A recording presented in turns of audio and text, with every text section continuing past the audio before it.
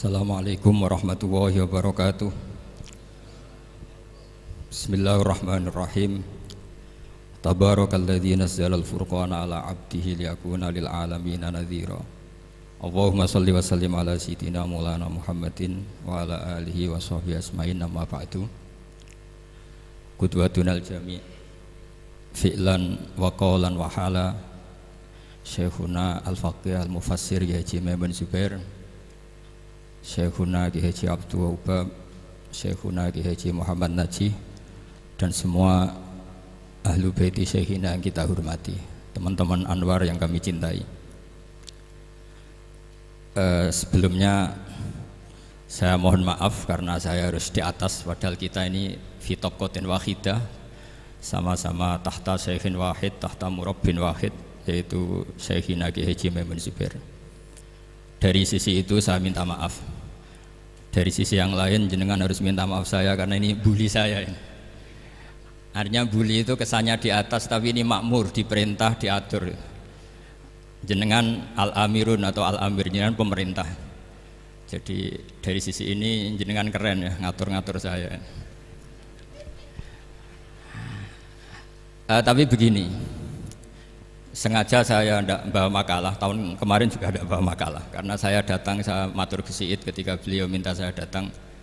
Saya datang tapi tidak sebagai narasumber, ya seperti umumnya santri alumni. Jadi ya saya datang saja karena ada tugas memberi orasi ilmiah. Kita mulai begini. Jadi dalam disiplin ilmu yang dikembangkan di pesantren itu sebetulnya kalau pakai ilmu logika maupun sosial apa saja, baik sosial ilmiah maupun sosial budaya, kita ini jauh lebih unggul ketimbang tradisi mereka. Misalnya begini, dulu di era Umar bin Abdul Aziz ada yang memberi gelar Khamisul Khulafa. Ini yang dikutip Mizan Kubro Imam Sa'roni. Beliau ngendikan begini, idza ra'aitum jama'atan yatanajawna sirran fima bainahum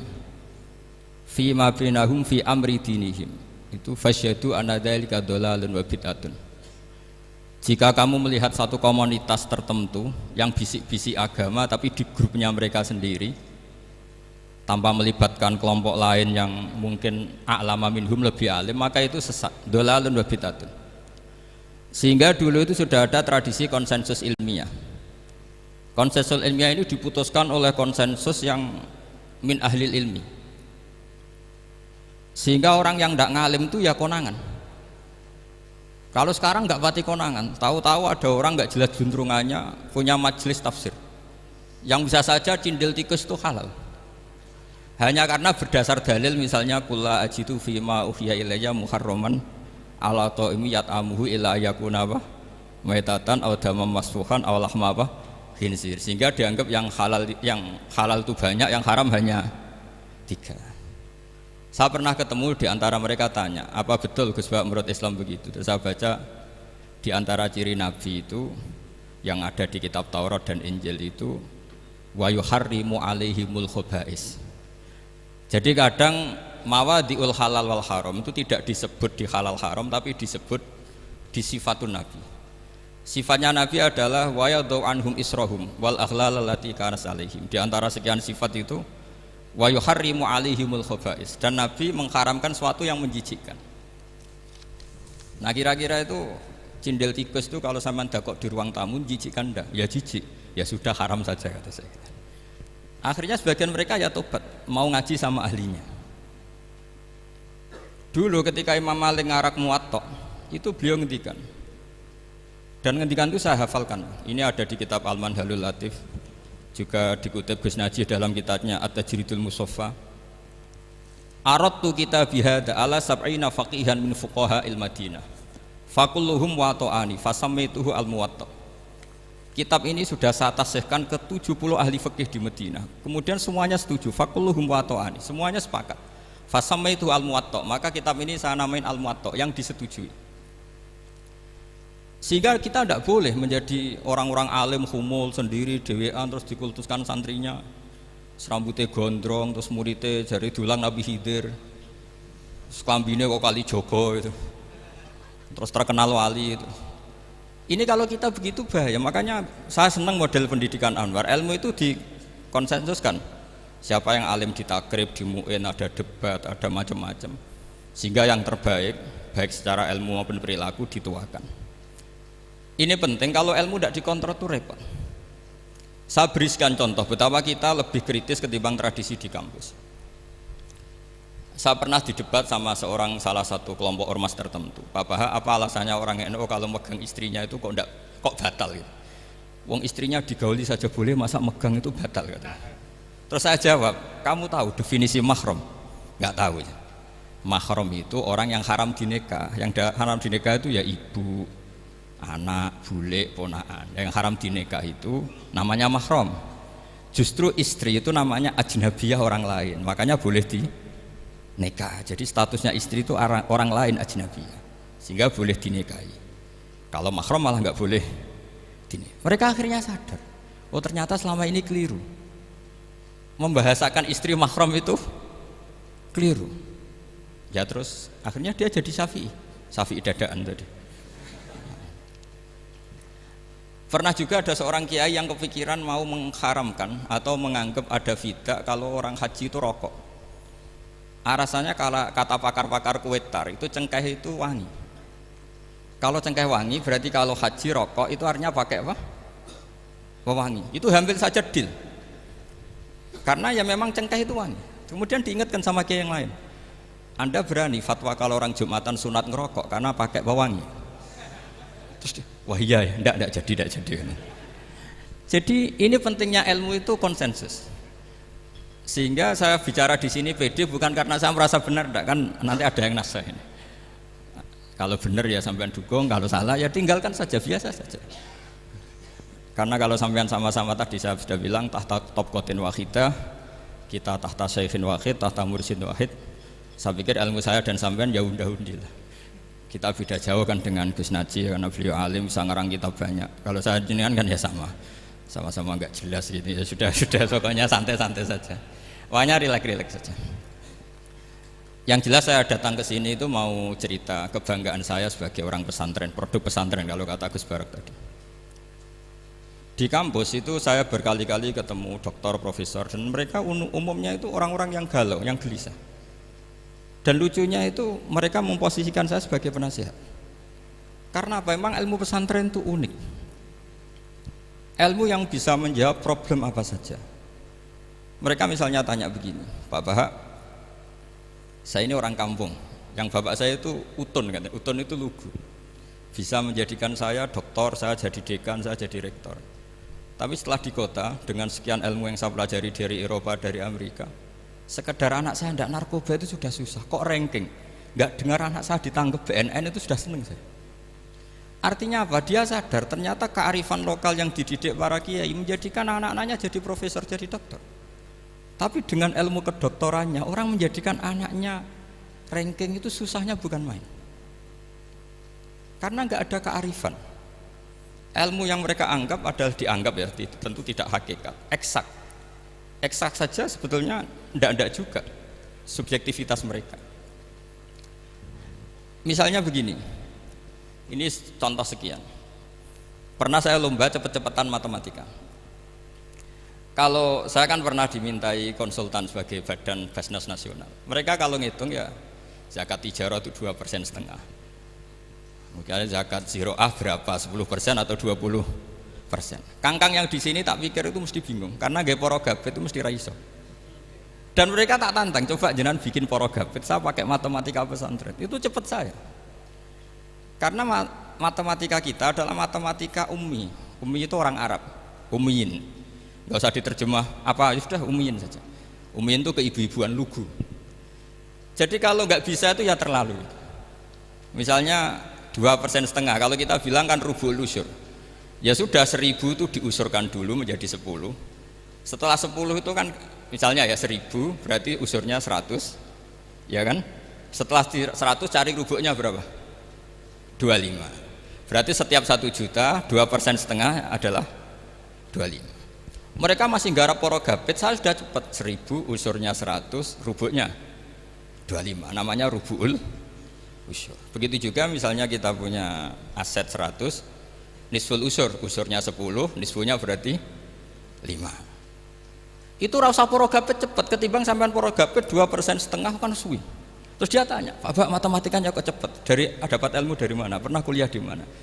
Ya saya ngaji di Sarang sama Mbah Mun, terus saya ngaji beberapa ilmu. Nah, kelirunya rata-rata santri itu faro itu ya ora seneng. Nah, bulat. Nah ini cerita saja. Jadi kita bisa membuktikan ke khalayak ramai kalau kita tidak kalah. Khawarizm Al-Jabar terkenal di Barat, Avicenna atau Ibnu Sina itu ya dengan ilmu-ilmu umum. Dan mereka fasih sekali menerangkan ilmu medis, ilmu apa. Fasih sekali. Sehingga ketika sekarang teknologi katanya adanya di Barat, di Eropa, sebenarnya mereka itu kagum sama Islam. Karena mereka ngakui bahwa di antara ilmu itu dari Islam, zaman Khawarizm, zaman Al-Jabar, zaman Avicenna, zaman Ibnu Rus dan sebagainya. Saya beri sekian contoh dan ini saya bilang tanyakan ke orang kafir yang paling inat, paling lajeb di dunia. Tanyakan ayat ini, pasti artinya seperti ini. Yaitu ketika ada fenomena likuifaksi, tentu kalau di Jogja kan ada grup ilmiah. Mereka tanya saya, Pak Bahak, apa ada teori manusia itu ditenggelamkan di bumi? Yang teori, bukan kasus, bukan peristiwa sejarah. Kalau peristiwa sejarah kan ada korun. Saya ditanya gitu terus saya jawab, aamin tuman fis sama ayakhsifa bikumul ardo fa idza hiya tamur. Apa kamu merasa aman di dunia sementara pengendali langit, man fis sama itu pengendali langit. Ya siapa saja, bisa malaikat atau bisa Allah, man sing kudratu fis sama, itu ahli tafsir beda pendapat. Yang enggak beda yang enggak pernah nafsiri gitu. Jadi yang enggak beda karena enggak pernah nafsiri.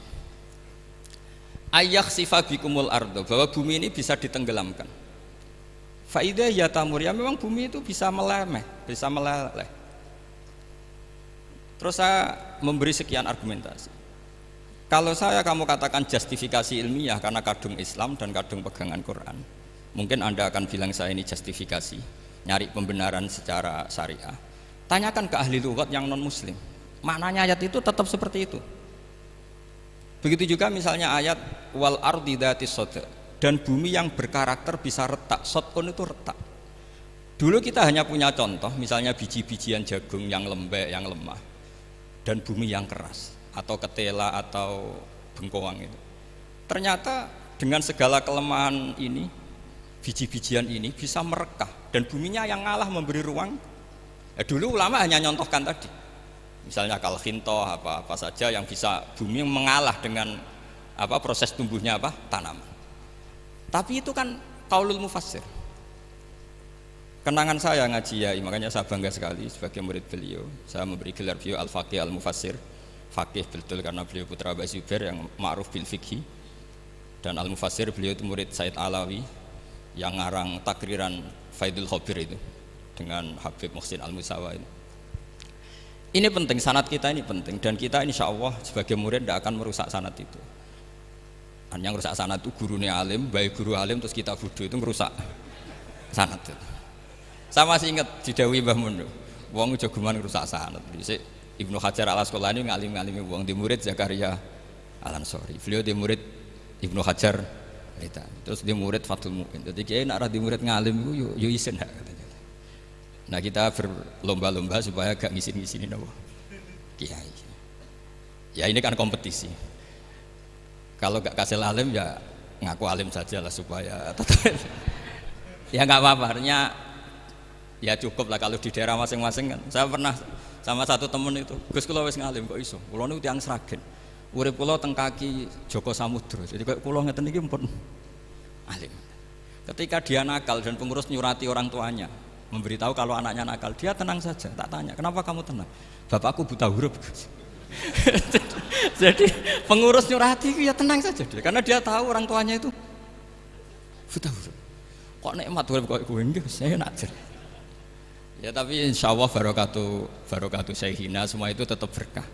Karena itu awal hidayat di daerah masing-masing. Itu tidak perlu alim, sudah hebat itu. Karena ya nggak perlu lah.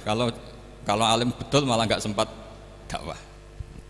Begini, ini penting saya utarakan.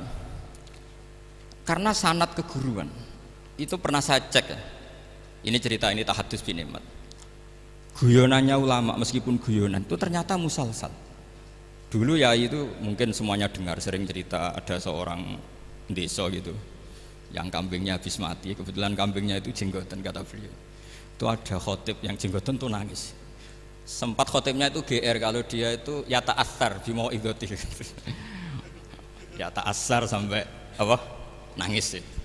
Ternyata enggak. Dia ingat khotib itu ingat kambingnya yang mati. Itu cerita Yai dulu dan diulang-ulang. Ternyata saya baca, kalau sama nggak percaya baca di Al-Fawaid Asy-Syatiriyah atau Al-Fawaid Al-Haramiyah. Itu karangannya Habib Salim Asy-Syatiri. Beliau dekat sekali dengan Gus Najib, pernah nginep di beliau. Itu di karangan beliau sampean cek nanti di qauluhu ta'ala lau adzibannahu adzaban syadidan aw la asfahannahu aw la ya'tiyanni bisultanim. Itu kata beliau begini. Adzaban syadidan itu orang dihidupkan atau didomisilikan di daerah yang enggak sejenis. Itu tersiksa sekali. Terus di situ beliau cerita, dulu itu ada orang alim alamah hamilul Quran itu di penjara. Karena ketemu orang sejenis santri-santri yang kebetulan itu ada kios politik itu atau gerakan politik. Itu di penjara itu asik saja. Bahkan banyak alumni penjara itu udah hafal Quran. Yang sebelum hafal ada yang bebas, nggak mau bebas karena ingin meneruskan hafalan dengan saking keramatnya tadi orang alim yang hafal Quran. Suatu nanti kalau nggak percaya nanti dicek. Kitab itu sekarang gampang didapatkan. Al-Fawaid apa? Asy-Syatiriyah atau Al-Fawaid Al-Haramiyah itu namanya itu. Itu ternyata terus penguasa ini ngerti, ini di penjara kok happy-happy saja malah mulang Quran. Di penjara mek wong bedui sing ora roh wong alim ya ora roh kitab. Ternyata si bedui tadi pertama melihat syekh yang jenggotan tadi, ingatnya sama kambing tadi. Langsung dong ya Allah saya ingin bebas. Artinya betapa tersiksanya orang dikumpulkan orang yang tidak sejen. Dan guyonan itu ada di Al-Fawaid Asy-Syatiriyah. Betapa ini al-arwah junudun mujannad. Mbah Mun muridnya Sayyid Alawi pernah cerita itu, meskipun dengan analogi kias yang beda. Sayyid Habib Salim Asy-Syatiri itu malah cerita itu ditadwin, dimudawankan, yaitu ditulis di kitabnya. Itu kan luar biasa. Dan saya punya kitab itu. Kemudian yang sama lagi adalah Yai sering berkeyakinan annal ardo kurawiyah. Meskipun sampean mungkin lihat di video-video nak bumi itu flat, itu orang nggak mau mikir mungkin ya. Annal ardo kurawiyah. Saya percaya beliau karena beliau orang alim dan saya percaya teori falak. Kemudian saya cek di tafsirnya Imam Habib Syatiri tadi di ayat watarol jibala tahsabuha jamidatan wa hiya tamurru marras sahab. Kata beliau annal ardo kurawiyah wa anna hadhil ardo tamurru kal jibal atau tamurru mamarul jibal marul jibal. Ketika dia ditanya apa alasannya, watarol jibala tahsabuha, kan ada kata tahsabuha. Tahsabu itu hasibah yahsabu husbanan. Kalau sebagian lughat hasibah yahsibu husbanan. Nah itu sekarang kata beliau, itu sekarang. Kenapa itu sekarang? Idlah husbana hunaka. Kan ada mufassir yang mengatakan tamurru marras sahab itu nunggu di akhirat. Wa tarol jibala tahsabuha jamidata wa hiya tamurru marras sahab. Marras sahab itu nunggu nanti di akhirat. Tapi kata Habib Salim Asy-Syatiri tidak di dunia. Idlah husbana hunalika itu akhirat maksudnya. Di akhirat husban itu artinya kan nyongko, ngiro. Di akhirat semuanya itu ilmul yakin, ainul yakin. Jadi kalau tahsabuha pasti di dunia karena adanya husban dugaan hanya ada di dunia. Lagi-lagi muwafaqah bainahu wa baina Habib Salim Asy-Syatiri. Dan di situ detail sekali. Cara beliau nulis tafsir, pengalaman ngaji sama Sayyid Alawi, tanggalnya. Begitu juga saya dulu ngaji sama Yai banyak sekali, diantaranya yang saya syukur sekali yaitu tadi Ulumul Quran. Dulu di MGS yang ngajar Faidul Khobir beliau sendiri. Dan kita syukur sekali. Jadi ini pengalaman-pengalaman kita sebagai murid, sebagai penerus. Terus ketiga begini, ciri khas samahah atau samahan. Ini saya meskipun tidak bawa makalah, saya ini baca sekian takbir. Kenapa guru-guru kita di Indonesia itu menghindari tema-tema ekstrim atau tema-tema keras? Saya pikir di sini masyhur sekali, beliau sering ngendikan zada khusyu'an zada jalan, kita hanya nirukan saja tapi tidak ikut menvonis. Karena kalau kita serius, terlalu serius ngendikan hukum-hukum yang serius, nanti kejadiannya begini. Ini saya baca takbir ini dari kitab Ibnul Qayyim di I'lamul Muwaqqi'in an Rabbil Alamin dan dari kitab Nasaihul Ibad. Ketika lisan dihisab sama Allah Ta'ala dan mendapatkan azab yang paling tinggi dibanding jawareh yang lain, itu ketika lisan menanyakan sama Allah, kenapa ya Allah saya punya adab yang begitu ekstrim? Jawabannya Allah, kharajat minka kalimatun balagot masyariqal ardi wa magharibaha fasufikat biha damul haram wa ukhidha biha al-malul haram wa antuhika biha al-farjul haram. Jadi kalau fatwa serius menjadi ekstremis, apalagi fatwa-fatwa tentang chaos, tentang apa, itu nanti resikonya itu ada safkut dima, dan itu hal yang dihindari ulama dulu. Kamu jangan pernah fatwa dengan meluncurkan satu kalimat yang dengan kalimat itu bisa saja sufika biha adamul haram, orang-orang yang nggak perlu mati harus terbunuh dan sebagainya dan sebagainya. Kalau dalam Nasaihul Ibad redaksinya adalah kharajat minka kalimatun balagot masyariqal ardi wa magharibaha. Ini kalau di kitab Ibnul Qayyim redaksinya itu ada seorang ulama yang ngeluh ketika habis ngajar Al-Hudud. Ha anadza, kata beliau, yuta'allamu minni ma tudrabu bihir riqab wa tuta'u bihil furuj wa tu'khadhu bihil huquq. Jadi sehingga dengan tradisi ulama kabiron angkabirin, dulu-dulunya itu memang ulama menghindari tema-tema ekstrim. Bukan karena tidak bisa, karena takut ini kalau salah fatwa nanti safkut dima. Dan itu yang dilakukan Said Hasan bin Ali ketika beliau konflik, ya dengan tanda kutip konflik dengan Muawiyah. Kata beliau, bisa saja ini hak rajulin, ya sudah tak kembalikan ke dia. Bisa saja hak saya tak kasihkan ke dia, haknan lidima'il muslimin. Tapi karena hukum itu adalah hukum yang sifatnya ijtihadiyah, beliau tetap menutup dengan makalah wa in adri la'allahu fitnatul lakum wa mata'un ilahin. Saya tidak tahu ini kayak apa, jangan-jangan ini hanya fitnah. Kenapa beliau tetap menutup hukum wa in adri dan kemudian ditiru terus oleh Imam Malik, setiap ditanya sering bilang la adri, sampai yang tanya pernah mangkel. Ini pernah dikutip Gus Najih dalam kitab At-Tajridul Mustafa, juga ada di Al-Manhalul Latif. Kenapa Sa'alim engkau selalu jawab la adri? Kata Imam Malik, jawab, saya ini orang jauh, kalau sampean bilang la adri nanti gimana? Saya laporannya yang disuruh tanya. Kata Imam Malik, happy saja. Fa'abligh man waro'aka anni la adri. Enggak kamu tok yang harus tahu kamu saya la adri. Yo kandhani pisan umat temen aku yo la adri. Jadi ulama dulu saking khosnya sama Allah, khosyah, bilang enggak tahu itu enggak masalah. Karena begitulah sanad mereka dalam hal-hal yang ijtihadiyah, yang potensi safkut dima. Saya ulang lagi, yang potensi safkut dima itu milih aman bilang la adri. Sampean kalau nggak percaya dicek di Sahih Muslim atau di kitab-kitab hadis sahih yang lainnya. Dan ini juga yang dipakai Ibnul Qayyim ketika bikin muqaddimah I'lamul Muwaqqi'in dalam Khotorul Fatwa.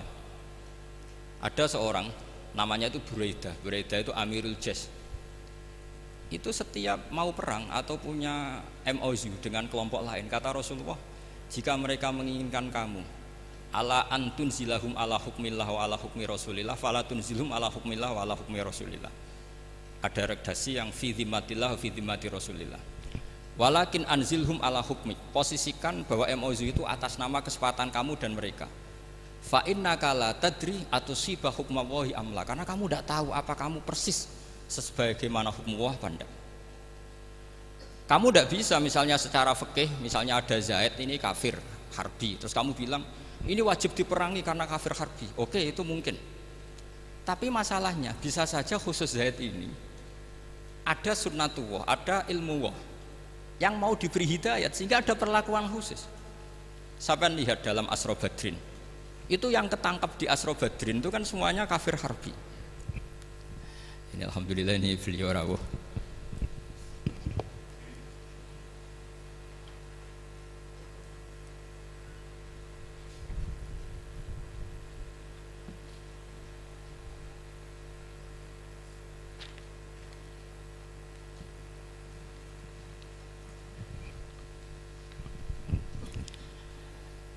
Kalau terusakan.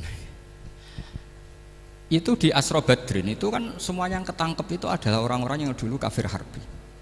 termasuk mimpinihim ada Said Abbas. Tapi ketika itu jelas-jelas pernah kafir harbi ikut perang Badar. Ini pentingnya muqabalah. Apa Abu Bakar usul dimaafkan, Umar usul darbur riqab. Apa tanggapan Rasulullah sallallahu alaihi wasallam ketika masalu kaya Abu Bakrin masalu Ibrahim? Qala faman tabi'ani fa innahu minni wa man asani fa innaka ghafurur rahim. Wa masaluka ya Umar masalah Nuh. Qala rabbil tadzar alal ardi minal kafirina napa dayar. Dan apa yang dilakukan Rasulullah? Beliau memilih pendapatnya Abu Bakar. Dan apa yang terjadi? Said Abbas dan beberapa sahabat menjadi Islam. Wa hasuna islamuhu. Artinya gini. Jadi betapa dalam menganalisis satu hukum sosial, karena ini manusia. Saya ulang lagi, karena ini manusia itu susah sekali. Makanya dalam banyak hal sikap-sikap Rasulullah itu dipandu oleh Allah. Tentu ada ayat laisa laka minal amri syai'un aw yatuba alaihim aw yu'adzibahum. Makanya saya mohon sekali ini para santri, khususnya santri alumni Almar, mohon belajar itu tafsir Munir itu detail. Karena di tafsir Munir itu misalnya ada ayat tertentu yang mengkritik orang kafir tertentu, fitil kalwaqiah gitu. Di situ ada kejelasan fa aslamu wa hasuna islamuhum.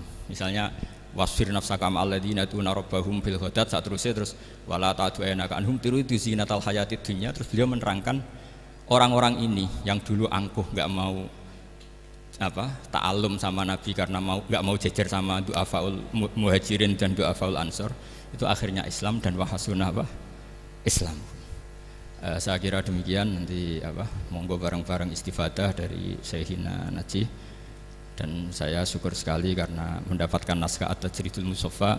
Saya sinau buhot itu banyak di kitab-kitab fikih, tapi saya mengenang dari yang dikutip beliau tentang Imam Malik, tentang buhot in kharaju ala misli Umar bin Abdul Aziz. Terus ketika siapa itu Ibnu Qasim tanya, fa'ilam yakun mislah, kata Imam Malik, ya dakhum yantaqimu wa min dzalimin bi dzalimin, summa yantaqimu min kilaihima. Jadi sikap-sikap dari Syekhina, dari para ulama-ulama kita yang sabar ngadepi umarok yang macam-macam, itu adalah sikap dari guru-guru kita musalsal ila Rasulillah sallallahu alaihi wasallam. Ini penting saya utarakan karena jangan sampai kritis kita sampai menjadikan bangsa ini keos. Kalau keos nanti safkut dima, tentu itu yang enggak diinginkan Sayyid Hasan bin Ali, dan beliau dapat gelar dari Rasulullah, inna ibni hadza la sayyidun wa la Allah yuslihu bi baina fi'atin azimatin. Saya kira demikian, dan bareng-bareng monggo istifadah dari Syekhina Najih.